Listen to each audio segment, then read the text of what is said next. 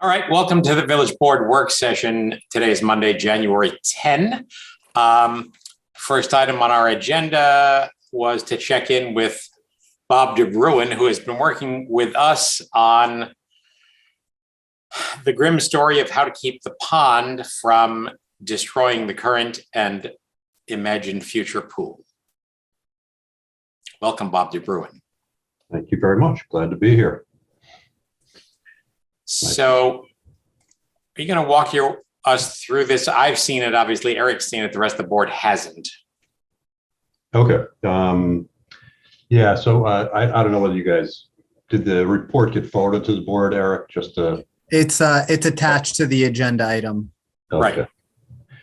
So tell you what, let me share a screen here. You can just give us the sort of executive summary. I can pull it down if you haven't got it. You got it? Yeah, I've got the report, and I've also I kind of abstracted the report into some slides. All right. To hopefully make it a little easier. As reported now twice in the last few years, Nannahagan Lake has overtopped its dam and caused substantial damage to the pool complex. Take it away, Bob. Okay. So the sort of picture of the park and pool area is you have the lake in here coming. Whoa, I got to be careful with that stuff. Coming out of the lake flows over a dam where my cursor is into a channel, and then through a culvert, a square pipe that runs underneath the pool building, out through the parking lot, and ends up in Nannahagan Brook over here. Is that a very big culvert? Do you know its size? It's 7 feet wide by 6 feet tall. So it's big. It's big, yes, but not big enough. Right. So, you know, a little zoomed in picture here. Here you can see that this is a dam. It's got two weirs on either side. That's what controls the rate of flow that comes out of the pond during a storm.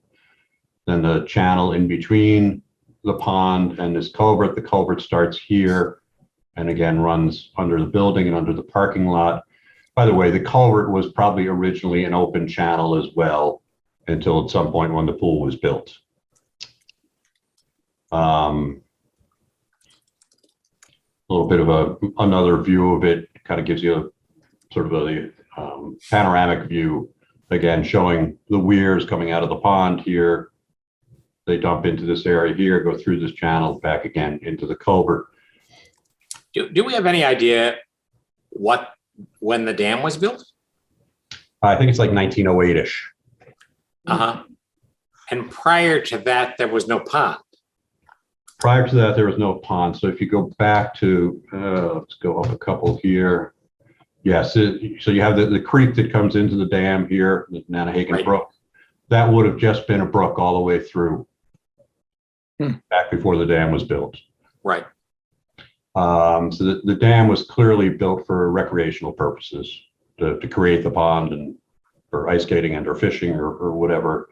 It was not built for flood control purposes, which is the other general reason that ponds are done or that dams are done. So to talk a little bit about what the problem is here, when you have a big storm, we'll talk a little bit about in a second about what that means. You get flooding. The first bit of flooding starts over here, coming outside the channel there. Then, you know, I'm going to go actually this guy. So again, the first bit of flooding starts in this corner here. It then water level keeps rising, goes over this wall on the far side. It gets even higher. Once it gets over this wall, it starts running down this pathway and also will come back around in this direction. Once it comes over here, it starts to get over the wall over here, and that's the pathway into the pool area. And in Ida, it knocked down all those chain link fences and just overtook everything. Yes. So the source of your problem here, or the source of all the water getting here, here's the pond here where the cursor is, pool right over that way. The area outlined in the dashed line is all the watershed that's contributing to this lake. It's about 854 acres. So pretty big pretty big contribution. Sort of a quick look at when you talk about storms of return periods, a 1-year storm through a 100-year storm are pretty the standard ways of looking at things. You can see what the runoff is here. This tells you the rainfall in inches. By the way, Ida was bigger than the 100-year storm. I think up in your neck of the woods, it was a little over 9 inches of rainfall. And as an aside, folks are saying that the 1, 2, 5, 10, 25 ought to be redefined because of climate change. Is there that discussion going on? There's definitely that discussion going on, yes. And the discussion has to do primarily with what's happening with the intensity of storms, not necessarily total rainfall amounts. I mean, Ida was unusual in total rainfall amount, but what we're seeing, or what the data is showing more and more, is you might have the same average rainfall over the course of the year, but you're getting more intense storms. And it's when you get the intense storms that you're generating that much more runoff. The faster the water is coming down, the harder it is for the ground and the trees to absorb it. So that's basically what's been happening. And where on this chart does our current system start to fail? Right in here, about the 5-year storm. Right. So we'll talk a little bit about that here. In fact, this is your current system right now. One in each reaches elevation 345. It's at 480 CFS, 346, 561, 748. Those numbers compare back, so they're back in here with this group. And when I go back here, so that again, this is when you flood it up to here, you have about 480 CFS entering the lake. When you flood it up to the top of this wall, you're at the 560, and that's when you're starting the flood pattern that's going to be going down this pathway and also coming down through here. If you get another, 10 inches higher, then you're up, a flow of about 750 CFS or something like that. You're going over this wall here at that point. And the reason that all of this happens, just to be clear, is it's the water trying to get into the culvert. That's where sort of the constriction is, because of the size of the culvert. Culverts have capacity. Once you get the water in them, they have a certain capacity, but they have a limiting capacity of actually getting the water in the front door, basically. And that's what's controlling here. So when we looked at, okay, what do we do about stopping flooding? The first thing we looked at was, okay, what if you want to just increase the detention capacity of the pond? Ponds are basically considered detention structures, meaning as the water runs in from the creek or from the watershed, and the pond fills up, it sort of slows the outfall out of the pond and reduces, so that the flow rate coming in is greater than the flow rate coming out.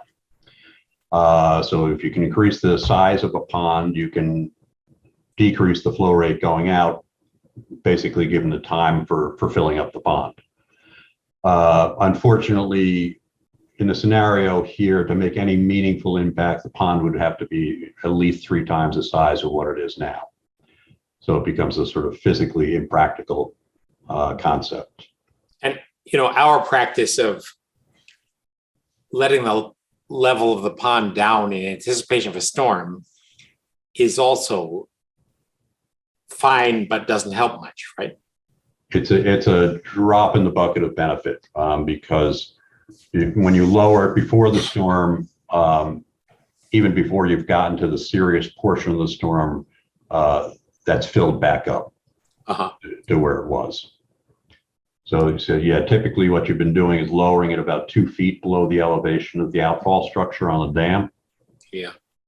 And that fills up very, very quickly, and you're back to where the pond is flowing over the dam. And Bob, can you also explain how dredging doesn't necessarily increase capacity? Sure. Again, dredging could theoretically increase capacity if you lowered the dam, the water level even more. But again, it's a very small amount of capacity. The capacity that you have for detention is from the water level up. The water that's already in the pond, it wouldn't matter if it was 100 feet deep. If it's all filled, there's no capacity addition there. Does that make sense? Yep. So you could dredge, but unless you kept the thing mostly empty, it wouldn't help. That's correct. Right. Yep. And so option 2 was we talked about was or thought through was the idea of, well, what if we just let the pond flood and the wall that's on this side of the pathway, we increase the height of that wall, and actually we would continue it around, sort of tie it into the building and force all the water to flow on the north side of the building through the parking lot and get down to the creek there. Would also require some construction over here to prevent it from getting back into the pool. The problem with that approach is the amount of water that would be getting pushed around here would create a river a couple of feet deep, running at 10 or 15 feet per second, which is deadly. So, and it would be a flash flood that would happen very quickly. And somebody happened to be one of your maintenance guys was standing in the parking lot here or walking around the building to go check on the things at the lake. He would be in this creek pretty darn quickly. So it's not safe. The next thought that we looked at was, okay, if the issue is the water level raising in the channel here to be able to push the water through the culvert, well, why not raise the walls around the culvert, around the channel area, so that that water level can rise higher, push more water through the culvert. That is a definite benefit. It will take us from the current capacity of about 400 or 500 CFS up to a little over 600 CFS. And by the way, I've got a summary chart down the bottom here that will show all that the results of each of these. But basically, it gets you up from your sort of 5 to 6 year storm, maybe up to an 8 or a 9 year storm. The next idea was, okay, we do that same thing. We raise the walls around here to let the water level come up. And now we add another pipe or culvert, and we showed it going here from out of the channel area, running along the north side of the building back into the creek down here. So now you've increased the capacity between the channel and the creek with the addition of what we had here as a 72-inch culvert. Raising the walls here to sort of the top of the berm elevation, you're now going to get up to a 25-year storm there. A pretty 100% improvement over what you have now in terms of capacity.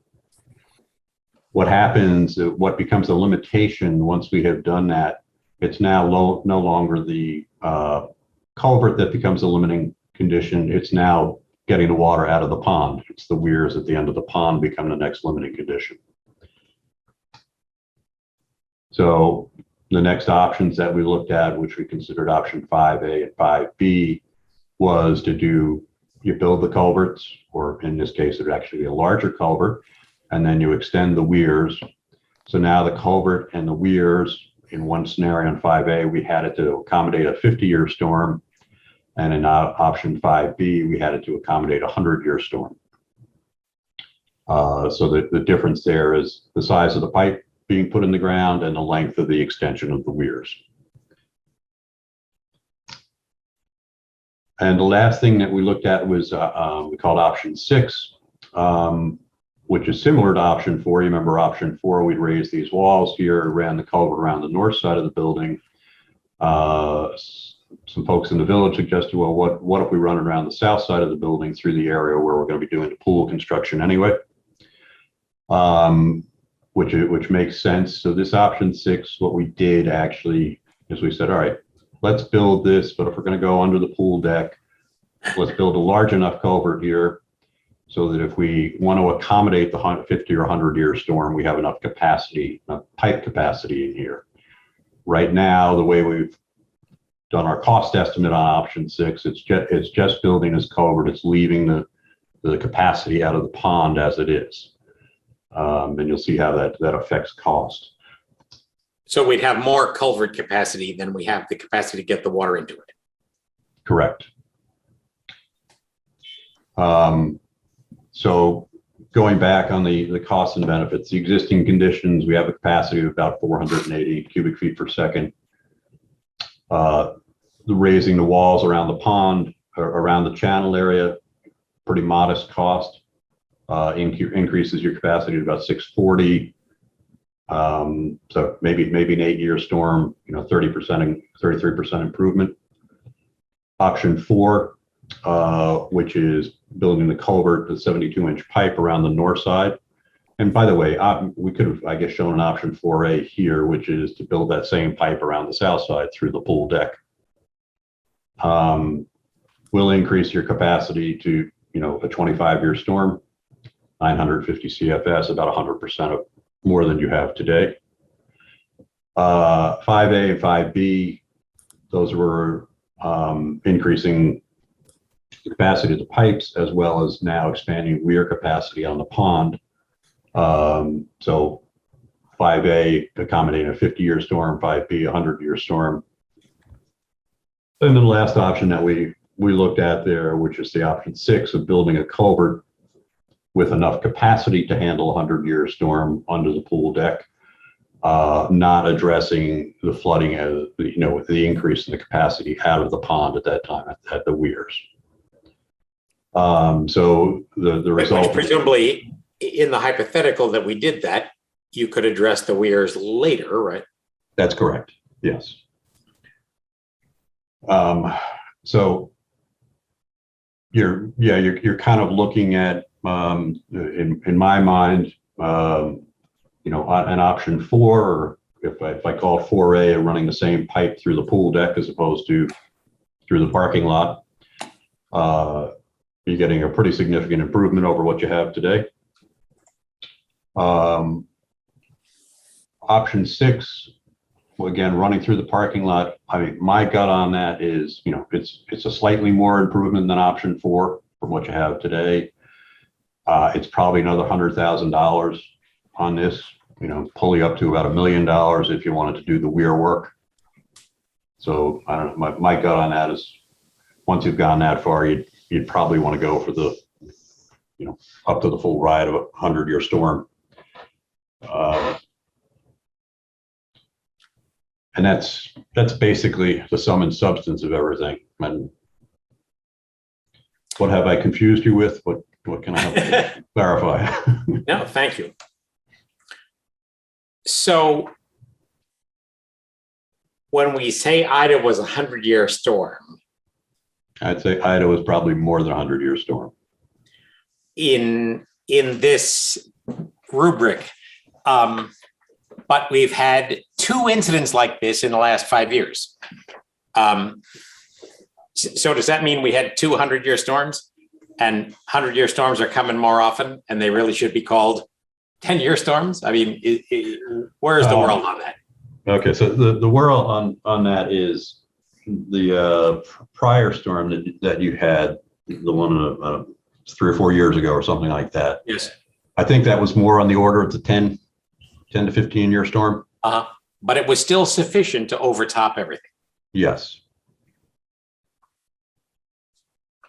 And is the capacity of the brook after you come out of the culvert a limiting factor? Because, of course, it rushes down and along Lake Street and creates other problems down there, different story. But yep. During Ida, there's a bridge by the pump house, now the PCTV studio, and the water was just about to overtop that, but I don't think did. If we did this, let's just say we had executed option 5B and Ida came along, would we be dramatically increasing the flow of water in the open brook below the pool? No, you wouldn't, because the water's getting there anyway now. It's just taking a path that you prefer that it didn't, which is through the pool. I see. Well, that makes sense. Which option did you have a pipe going underneath the pool? Not under the pool, it's under the deck. Yeah, it's not, yeah, it's under the deck between where the new pool would be and the existing building. Which option is that? That's, we drew it as option 6. When you find it in the report, it could also, option 4 could also go under the pool. So in that same area. It's just a different size pipe.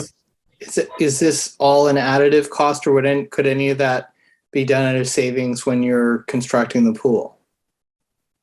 So the option 4, if we did that through the pool area, it would be a savings. That was one of the logics of going through the pool area, because even under option 6, the way we would build the culvert there, we'd have the pool contractor build it out of gunite, same material he's going to use to build the pool. But to be clear, these estimated costs are additive to the cost of the pool. Correct. Yes. So when you see the number 610 for option 4, that reflects some savings, but it's an additional 610. Right. And what's the cost each time we get a 100-year flood in the new pool? Well, it's covered for now because it's not a FEMA flood zone. It's covered by insurance. The first time it happened, we lost motors. It was probably between $60,000 and $90,000. Luckily, it hit us during a non-season, off-season. This time around, it didn't damage the motors, but it caused some flood damage to the pool house. And then knocked the pool out for, I think, the last week and a half, 2 weeks of the season. So I think have we figured out whether it's possible to design the pool itself in a way that it won't be damaged by a 100-year flood?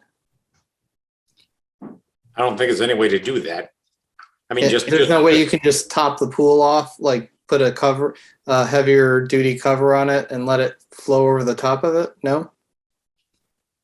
No, you won't find a cover like that. All pool covers are porous. But add to that, David, we had a couple inches of mud throughout the whole pool house. Mm-hmm. The whole area was overwhelmed. So, I mean, obviously it was a disappointment to people to lose the last week of the pool. But if this had happened, the 4th week of July, we very possibly would have lost the rest of the pool season. True, Eric? Yeah. I'm not sure we could have recovered within a month. Right. I have a question about the south side culvert option under the pool deck. Is there another benefit to the south side besides that it'd be packaged with the construction of the pool? Like, is there a benefit in terms of the grade of the land, or are north and south pretty much the same in your mind for that? They are pretty much the same. There's a benefit, a potential benefit in terms of risk, construction risk, in terms of the utilities that you have on the north side. You're running a bit closer to some fairly large utilities. Okay. Michael, there's the county has a sewer trunk line that's in that parking lot that we may plausibly would have to relocate. Okay.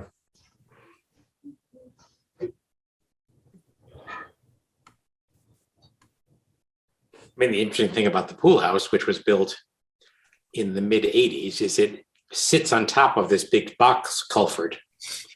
And, structurally, you have to be careful to bring the weight down elsewhere rather than on the roof of the culvert. Mm-hmm. So the bottom line, Bob, is it's between 800,000 and $1 million to do this reasonably right. I would say so, yes. And the the lesser options are helpful, but only to a point. If you're going to dig the whole thing up, you'd like to get as far along as you can, I assume, right? That would be my approach. And, just to be totally clear, because if we built this job, any one of these designs, and then had Hurricane Ida a week later, you would still have flooding. Right. Essentially, there's no way to avoid that. Right. So do you think the 100-year event, Hurricane Ida or whatever, is now a 10-year event or now a 50-year event? Well, that's a tough question. The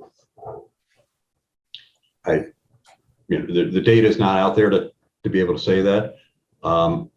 My general feeling is for a watershed that's this large, maybe it's a 50-year event.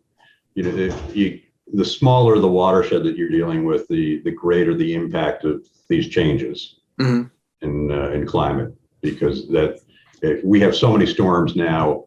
Well, Ida actually was a decent example of it, which is, I live here on Long Island. North shore of Long Island was hammered by that storm. South shore, all 10 miles away, it was kind of a drizzle. So you have these very local, intense storms. And Yeah, I guess what I'm trying to figure out is like $1 million for a village our size is significant, and it impacts other plans. And it would be horrible to be out of business for, half the season, but it's also $60,000 cost or whatever to fix and clean up. Seems not proportional to $1 million spent to avoid it. If it's once every 30 or 40 years. If it's once every 10 years, then it feels different. Well, we're twice in 4 years right now, which is partly why it's all more nervous making. Yeah, of course. That suggests they have to do something, right? Yeah, who knows what that means, right? Ugh.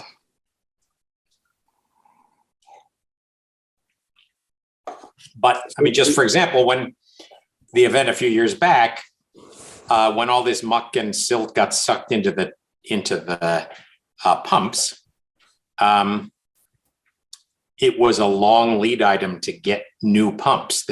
And fortunately, we had the off season to do it. But even with that, it was a nail biter whether they were going to be up and running. Yeah. So it presents the possibility that if such an event happened, when we have a new pool with new mechanicals, maybe the options are better. But I mean, this idea of going onto the pool deck is Bob has been working with the pool designer, and everybody believes it is a sensible option. It clearly wouldn't be if you weren't otherwise digging up that zone. But if we're going to dig it up anyway, right? right. Yeah. And that gets you, can you go back to the chart? So going under the pool gets you to 30 years or 25 years? About 30. Yeah. 30 years. Okay. Yeah. Correct me if I'm wrong, Bob. Option B is going with the smaller size culvert. Option 4 goes with the smaller size culvert. Option 6 is the larger culvert that would enable the village to put in the increased size weirs in the future. That's correct. Yes. So Peter, you said that the pool, what's his name? Steve Rimkunis has been contacted about this, and yeah, Steve and Bob have been great chatting about what these options are. So would it be one kind of one contractor then, or one package deal, or how would it work for the the structuring of that payment or of those bids? Or is that too far ahead? No, I mean, Bob, you're the best person to answer that. Yeah. So yes, the smart way to do it would be as one contract. So when you bid the pool project, you're going to end up with, it's going to be governed by the Wicks law, meaning that you're going to end up with 3 or 4 prime contractors. Bit of a pain in the ass to manage on your end, but that's the way you have to do things. And so you'll end up with a pool contractor, a general contractor, an electrical contractor, and probably a plumbing HVAC contractor. And what I would imagine this working is the actual construction of the culvert walls, floor and walls will be done by the pool contractor, since it would be the same type of work he's doing to build the pool. The work beyond the ends of the culvert, where we have to connect to the existing channel and connect to the creek, could either be done by the pool contractor or by the general contractor. Either of whom will have concrete experience. My gut, your pool job here is a big pool job, which means you have a very limited number of contractors available to you who build pools of that size. So you really don't want to burden them with work beyond their general level of expertise and capacity, just because they're really good at building pools. The few guys that are out there that can do it, you give them other stuff to do, and it's just more of a headache for them. And you're probably better off just putting that in somebody else's bailiwick.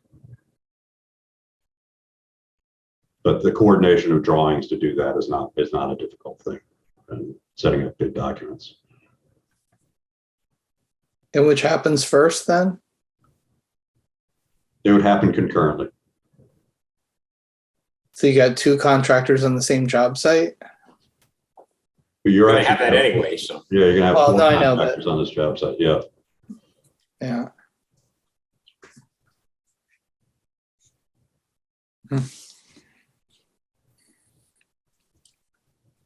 Do we have any good news tonight? Yeah.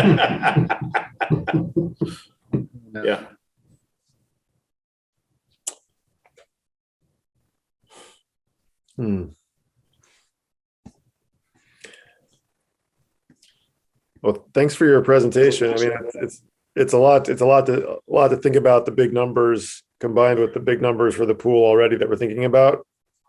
But And recognize in the category of when it rains, it pours, no pun intended. This is just one of essentially about 4 locations that suffered badly during Ida. yeah.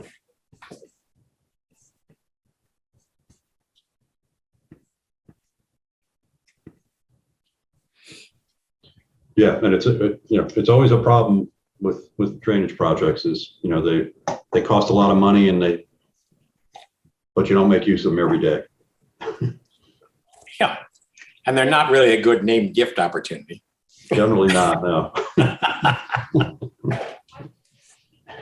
All right, Bob, thank you. Very much appreciated. Good work. Absolutely. Any questions, please feel free to reach out. Okay. Thank you, Bob. Thank you. All right, have a good night. Maybe we have a Pleasantville resident named Culvert who would be interested Exactly. in named opportunity. That's right. Years ago, I did a couple of projects at Wesley College, and they had a donor who said, whatever's left, I'll take it, even if it's the parking garage. So that was a rare occasion when there's a named parking garage. All right. So obviously those are painful numbers to have to digest, but as I mentioned, we also have further down Lake Street an issue to be addressed in whatever way we can at Lake Street and Orbeck Lane, where they get flooding on that cul-de-sac. All of this water in this open brook makes its way across the corner of the cottage school property at Lake and Bedford and crosses Broadway and ends up in the vicinity of Seneca.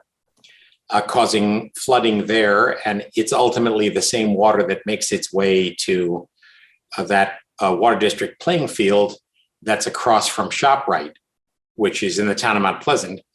But the water ends up there and floods, as does that whole zone, including, as you know, the overpass by the Four Corners. So, so we have the Orback problem, we have the Seneca problem, and we have the problem at Grandview Drive, where water is coming down the hill through Foxwood, through the Con Ed substation, and flooding out that low-lying street down there. So those are, I mean, not to suggest that there weren't some other issues, but those are the four biggest problems that we encountered during Ida. And various ideas about how to mitigate the other three, but no perfect answer. So, all right, more later. Now we're on to Mike Newman, who has signed on to talk about camp. Hello, Mike. Hey everybody, how are you?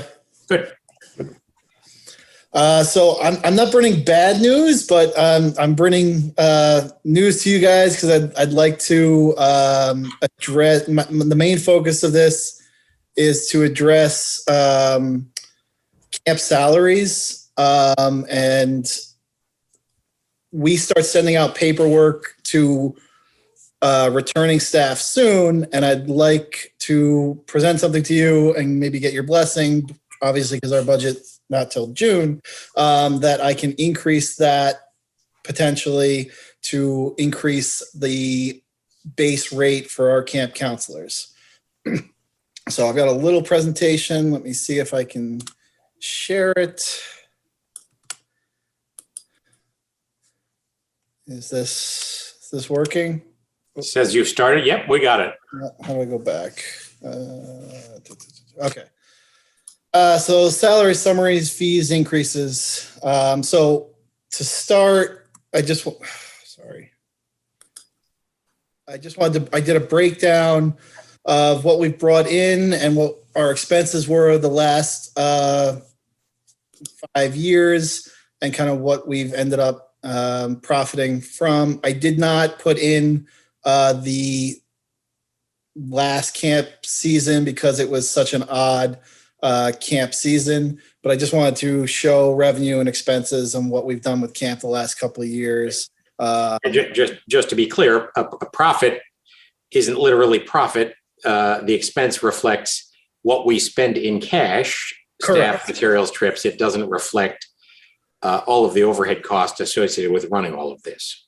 Right. You know, our goal in these things is to try to compensate us for the overhead of running these things. So, But does it include the fixed overhead or just any variable overhead expenses or neither? Meaning, are there people that we would fire if we didn't run camp, or is that we're just accounting for part of their salaries in the camp expenses profit? Accounting for the camp salaries in the expense. Right. but not accounting for overhead. But okay, but what Right. is sort of like an expertise of mine. So what exactly is the overhead that we're talking about? So, for example, a significant percentage of our full-time staff's time in the rec department, but also a significant amount of time in other departments, including finance, bringing in all these employees, bringing them in, adding their payroll, dealing with all of that. So, I mean, we don't have an overhead number in this expense. No, my question is, would we fire anybody if we decided in the future not to run camp? Of our full-time employees? No. Okay. Because that just gives you a different economic decision model for what to do. Right. The only reason I brought up the overhead issue is that we're not literally, saying we made $55,000 and running off with it. It is part of our contribution margin in that case, though. No doubt. Yeah. All right. So some of the reasons for increasing the salary, currently Our junior camp, senior camp start at $9 an hour, and our teen travel is $12. Minimum wage now in our area is $15 an hour. Hard to sell $9 an hour. Same thing, with teen travel. We try to get more experienced college age kids. $12 is also a tough sell to them as well. The low salary gives us a lack of applicants. For example, granted, this past summer was different, but in summers past, we just barely seem to have enough applicants to maybe not take a few, but just enough to cover us each summer. And the last 3 years, I feel like there's been less and less applicants. I know I stress as we get closer and closer, it's like, man, I hope we get some more applicants. We need some more staff. So, that's one of the biggest reasons. It gives us an opportunity to have more candidates, hopefully, and to take better candidates, and maybe someone we're not so keen on, we end up not taking. And then staff morale. They understand what they're making.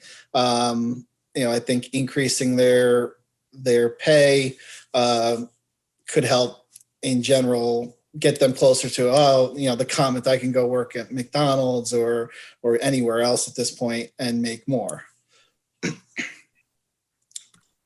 So what I would like to do is increase it $2. And I'm just basing this. And so there are a lot of different factors. Obviously, the numbers for 19 salary are based on, 19 staffing, the money we would potentially bring in. It all depends on how many kids we have and how much, so we don't necessarily know how many staff we're going to need this year compared to last year. But based on 2019 salaries, it'd be a 22% increase. So about $28,000 additionally in salary. So the fiscal year for 2022 was $151,000. I'd be looking to increase that by 6% to cover this increase. So how does the $9,000 increase cover the potential $28,000 increase in salary? I'm going to get to that. So two parts. The $151,000 budget line, that's a big jump from the year prior. I wasn't part of this. I wasn't totally sure when saw that number why it was increased that much. I see. So it's kind of high, which kind of makes it look like I'm not taking as much. Well, so that's good. Part of the idea of the staff increase has already been budgeted, even though that hasn't been. Correct. So you accidentally uncovered one of the slush funds. Right. Again, we have an increase in camp numbers. We're never going to have a drastic increase, but if we have some more campers, obviously every year there's a little bit more salary because you're hiring a couple more staff. Do we pay under minimum wage, just as a matter of curiosity? We can. I don't remember exactly why. I've read up on it. I don't remember why we can, but we can. But that's. I think there's an exception for camp counselors in New York State, if I understand it correctly. Yeah, it's camp and pool. It's municipal government for time seasonal staff. But getting harder and harder to do. Yeah. Minimum wage is going up and up and up. Right. So what age do we start the hiring? I forgot. How young? 16. Okay. And teen travel camp, is there a different age for that? Teen travel is grades going into 6th through 8th grade. I mean the counselors. Oh yes, we try have to have at least 1 year. And the goal, and we only ran it 1 year, we got it off the ground. The goal is to have a college age student. So they need to have, be 1 year through college or about, 19, 20 years old. So, okay, this is going to sound odd coming from a trustee, but is there a reason then for that camp we're not just paying minimum wage? That you're not suggesting that? I'm sure I'd love to. I was just trying to be somewhat reasonable and not suggest higher. So I was increasing it by the $2 instead of jumping to the $3. How does that look relative to what other towns pay? So, okay, let me jump ahead. So this is comparison. This is the Oh, wow. regular. This is the regular counselors. The comparison in a couple of towns. Yes. So we are kind of where some are. All are talking about the same thing I am, trying to eventually increase, trying to bring it. I know Briarcliff for sure is going to increase. I don't believe Mount Pleasant is, but you can see some other towns have already increased quite a bit. So I show you this comparison, but I really, the comparison's one thing. I think the minimum wage is becoming more and more of a factor. It's not necessarily what other towns are doing, but minimum wage is $15 an hour. Right. I think it definitely creates a big problem now that it's everywhere out there that, in all different types of organizations. I mean, it's a good thing, I think, in the workforce in general, but I don't think people understand as much, with this exception that municipalities have to be able to pay people less. And I mean, it does become, I think I can see the difficulty and the challenge. And also a lot of this work, it's tough. I mean, there's a lot of unknowns with it. And also there's just a lot of difficulty on very, very hot days, things like that. I think so. I mean, last year, how did we do with hiring? Did you feel like that we had enough candidates for the jobs, Mike? So last year, again, kind of an odd year, but we just barely had enough. And that, so I think we may have turned away one or two, and there may have been one or two, especially after a season, that we definitely were questioning bringing on, and after the season we would not bring on, and we're not bringing back. So we were close this past year in an odd season, but like I said before, in previous years, we're right that we just barely seem to have enough applicants, and we're always kind of scrambling to find some more, pushing out the advertisement, trying to, reaching out to teachers, local teachers, like, hey, Chrissy Moses, for example, her kids were right around the age of being able to work. And so we tapped into them and their friends. So, trying to increase the pay to just try to entice some more applicants would be helpful and beneficial for the program as a whole, for their morale. And we try to take better candidates if we can. Right. So, I mean, I think it's clear we have to increase this. The question is how much, right? Yeah. I mean, originally when I put this together, I had a couple different options going up, it was from $1, $2 to $3.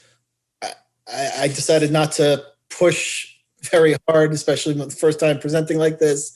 So I thought $2 is a significant jump, and gets us closer. And then, hopefully every couple of years, maybe we can get closer to minimum wage. So, like, Eric Morrissey, maybe you know this. I believe that camp employees in private camps aren't covered by the minimum wage either. That's, to my understanding, that's correct. Right. So, just to be clear, it's not that it's purely a municipal thing. It's that this class of employee is exempted from the minimum wage, which isn't an argument to do it or not, just to make clear what's out there. Makes sense. I mean, but I think it goes back to exactly, I mean, if I'm going to get paid, more to work at, local store, bagging groceries or something like that, and I'm going to be in air conditioning and I'm getting paid 15 an hour. I don't know. I mean, if I'm in high school I'm probably gonna go down that route. Yeah, to me, that's the biggest. To me, that's the biggest competition. Is there's just with the minimum wage that it is, there's just so many more options that kids would take up. Like you just sit and bag groceries inside in the AC. And how does this relate to what we pay lifeguards? Lifeguards, I believe Matt brought lifeguards up last year. Lifeguards are at $12 an hour. That's also one that we should consider. I'm not gonna push that today, but same thing. The county, I believe, pays $15 an hour for lifeguards, so we're competing with the county. Other municipalities were right around. We're very similar. Again, everyone is looking to potentially try to increase, if not this year, down the road.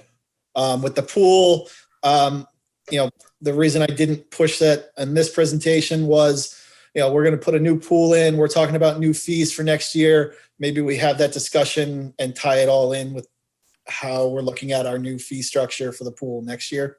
Right. Okay. So, it seems transparently clear we have to increase these. The question is really how much, right? Right. Do you feel as though, Mike, what you had proposed, well, why don't you go back to the question of how this feeds into the budget that's already approved? Yeah, so essentially I'd be looking to add the 6% increase, bringing that budget line to 160. I believe that'll cover us for our entire camp staff. Okay. I That fiscal year ends May 31, right? Yes.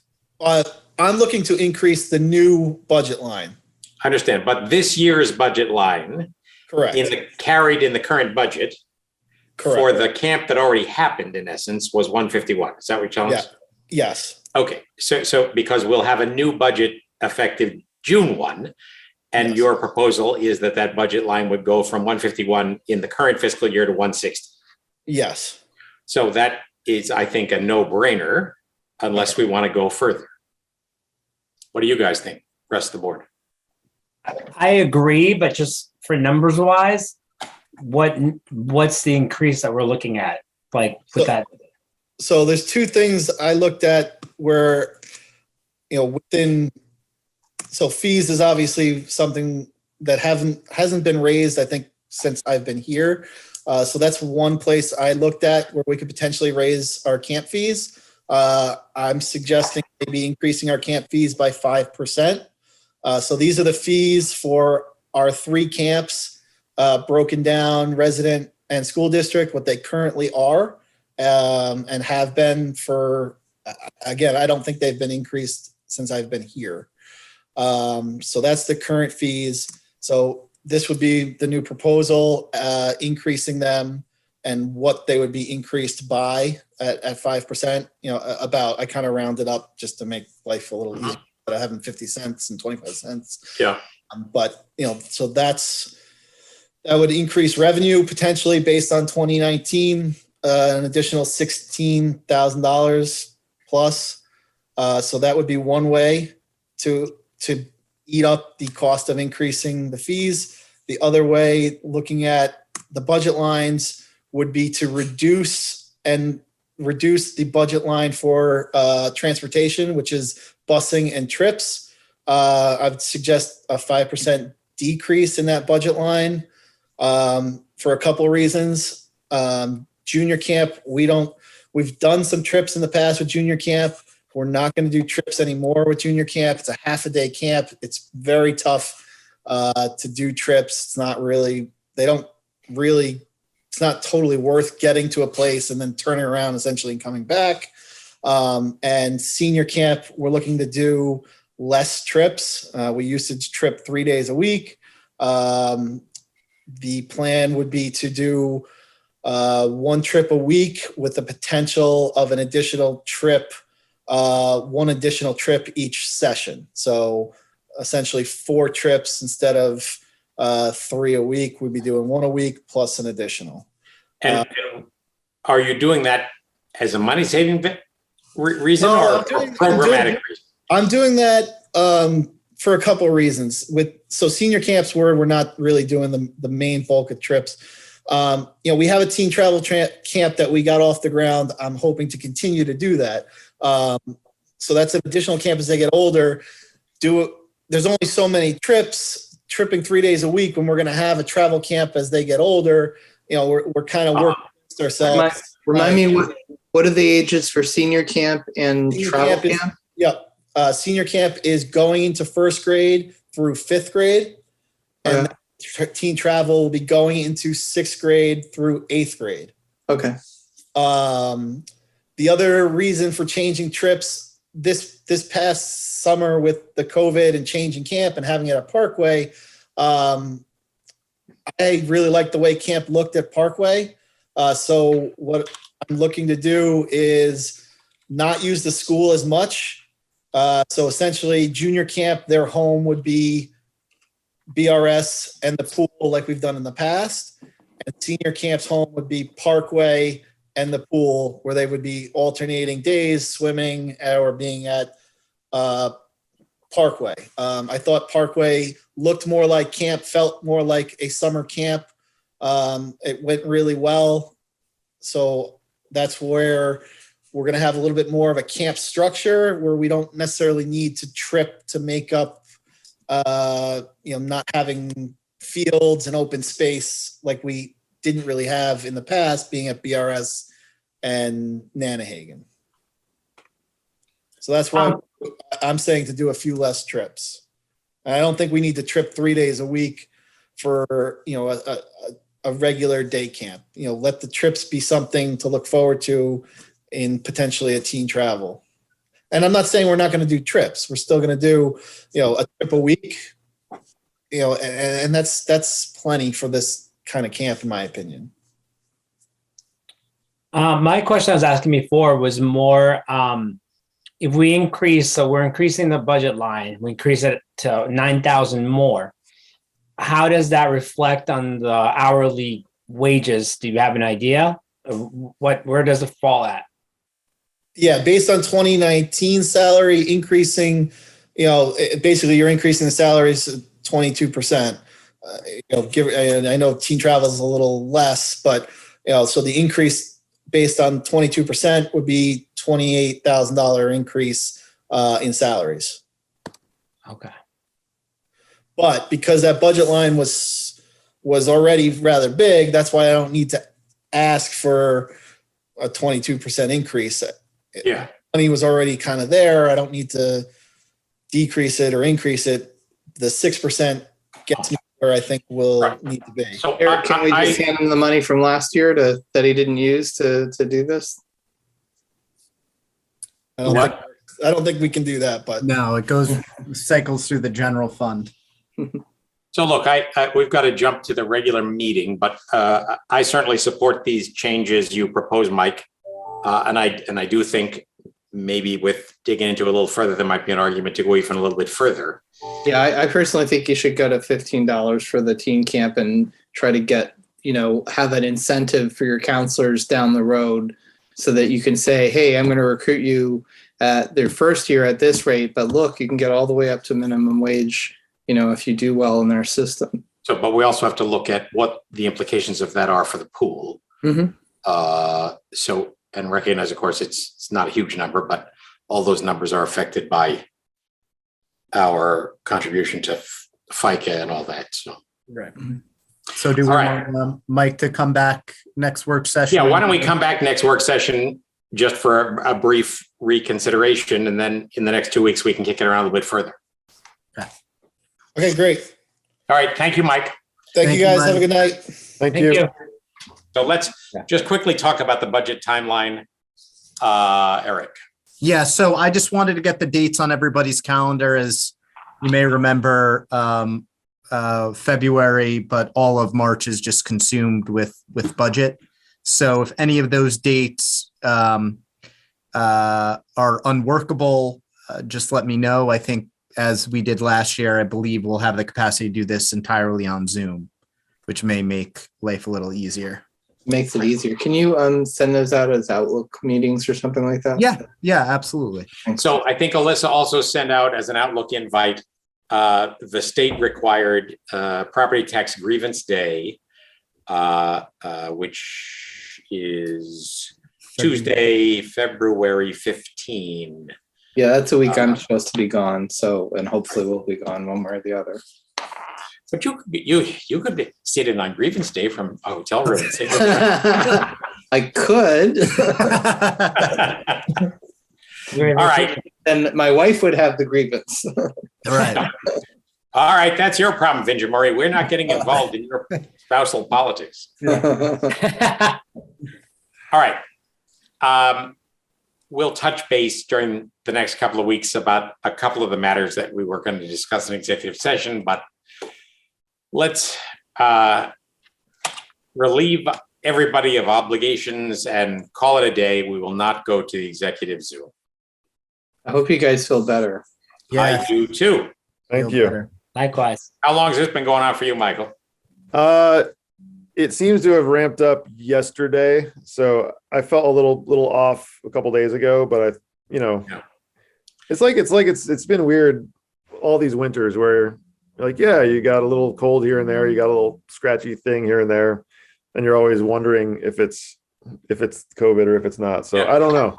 I Yeah, took we a got- rapid test was negative. Yeah. It could be something else, just the way I it is. just got today's list, which from the weekend, 52 new positives. So we're rocking and rolling. So, all right, all. Good night and thank you. Take Bye. care, everybody. Thanks, everyone. Good night. Night.